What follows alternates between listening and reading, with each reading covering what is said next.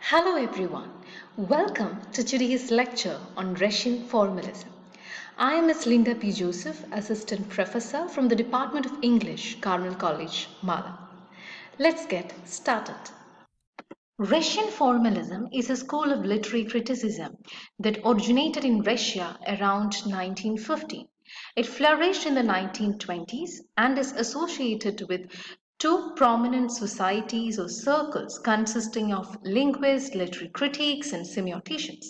One being the Moscow Linguistic Society, which was founded in 1915. The second one is the Society for the Study of Poetic Language, which was founded in 1916 by Viktor Slavsky, a Russian formalist in St. Petersburg. Russian formalism is also associated with the Prague Linguistic Circle that came into existence in 1926. It is a language and literature society. This whole movement was dissolved, or let's say forcibly subdued, by the Soviet regime in the early 1930s. Russian formalism can also be seen as a European counterpart of this movement known as New Criticism that dominated American literary criticism in the middle decades of 20th century. This school of literary criticism shares a lot of similarity with that of Russian formalism. The principal figures associated with Russian formalism includes Viktor Slavsky, Yuri Tanyanov, Roman Jakobson, Osip Brake, Boris Tomaszewski, Petr Bogatyrev, and Boris Eichenbaum. Now let's take a look at the basic principles of Russian formalism.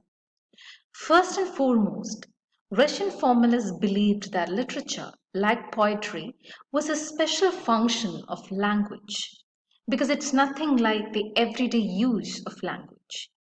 They rejected unsystematic, subjective, and impressionistic literary criticism. Subjective, as in influenced by your personal experience or bias. Impressionistic criticism, as in how this work of art affects the critic. So these were the practices that were predominant at that point of time. Instead of this, Russian formalists adopted a scientific approach to literary criticism because they believed that literary analysis could be as precise and accurate as science. They saw all these external aspects, let's say the biographical details, the social, political, cultural context in which you can place a literary text. They're unimportant in analyzing the literary work. So, what did they focus on? Russian formalists focused on the form of literature rather than its content, as in not what is said, that's the content, but how it is said, which is the form. So the emphasis was on this formal devices. If it's poetry, then on the rhythm, meter, rhyme, metaphor, or if it's a fiction, then the narrative technique that are used. Because these are the aspects, these formal aspects that render a literary language different from everyday use.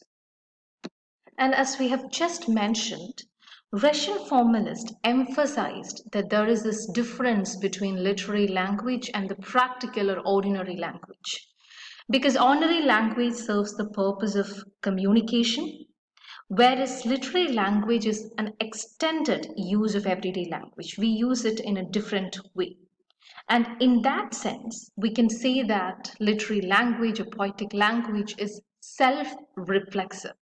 Self reflexive, as in drawing attention to its own self, its own formal devices. And it is this quality of literary language which get termed as literariness by the Russian formalist Roman Jakobson. So, how can we bring about this literariness into effect? Simply through the use of formal devices. Literariness is the effect of formal and linguistic properties of a literary text. It is the quality that renders a literary work as artful, as an object of beauty, something that has appeal and charm. Have you wondered why we often get drawn to certain literature, certain works of art, be it novel, be it poem? Often we find ourselves saying, I love that novel. I gotta read it again. Why do we say that? It is this quality of literariness that differentiates a literary language from everyday use of language. So, the prime objective of the formalist critiques was to discover this quality of literary text. As we've already seen, formalist critiques were concerned more about the form rather than the content. They looked not into what is being said, rather how or the way it is said. That is it for today. Thank you.